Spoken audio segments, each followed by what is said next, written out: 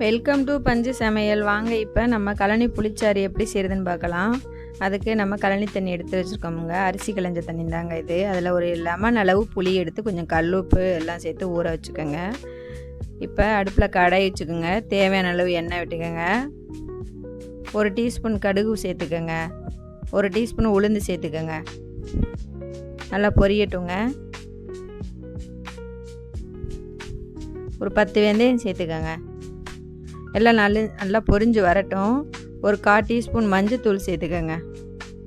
இதுக்கு வந்து ஒரு 10-15 சின்ன வெங்காயம், ஒரு 10-15 சின்ன வெங்காயம் உரித்து வச்சுருக்கேங்க. 3 காஞ்ச மிளகா, 2 பச்சை மிளகா நறுக்கி கட் பண்ணி வச்சுருக்கேன். 2 கொத்து கருவேப்பிலை எல்லாம் சேர்த்துக்கோங்க. சேர்த்து நல்லா கிளறி விடுங்க. நம்ம புளி கரைச்சி ரெடியாக எடுத்து வச்சுக்கோங்க. இப்போ நல்லா வெங்காயம் நல்லா எல்லாம் வதங்கி வர வட்டி இதை சேர்த்துக்கலாமுங்க. நான் கருப்பு புளி தாங்க சேர்த்துருக்கேன். அது சேர்த்தா தான் நல்லாயிருக்கும் புளிச்சாறு.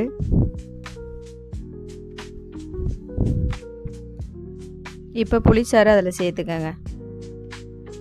சேர்த்து நல்லா கிளறி விடுங்க. நல்லா கொதி வரட்டுங்க. இதுக்கு வந்து நமக்கு வந்து இதுக்கு காம்பினேஷன் வந்து ஒரு துவையல், கதம்ப துவையல் மாதிரி ஒன்று அரைச்சி சாப்பிட்டா நல்லா சுருக்கணும், நல்லா இருக்குங்க டேஸ்ட்டாக. நான் அடுத்த வீடியோவில் அந்த துவையல் எப்படி அரைக்கிறதுன்னு நான் போடுறேன். உப்பு பார்த்து சேர்த்துக்கோங்க தேவையான அளவு. அவ்வளோதாங்க, புளிச்சாறு ரெடிங்க. செஞ்சு பாருங்கள். பிடிச்சிருந்துன்னா லைக் பண்ணுங்கள், சப்ஸ்கிரைப் பண்ணுங்கள். ஓகே, பாய், தேங்க்யூ.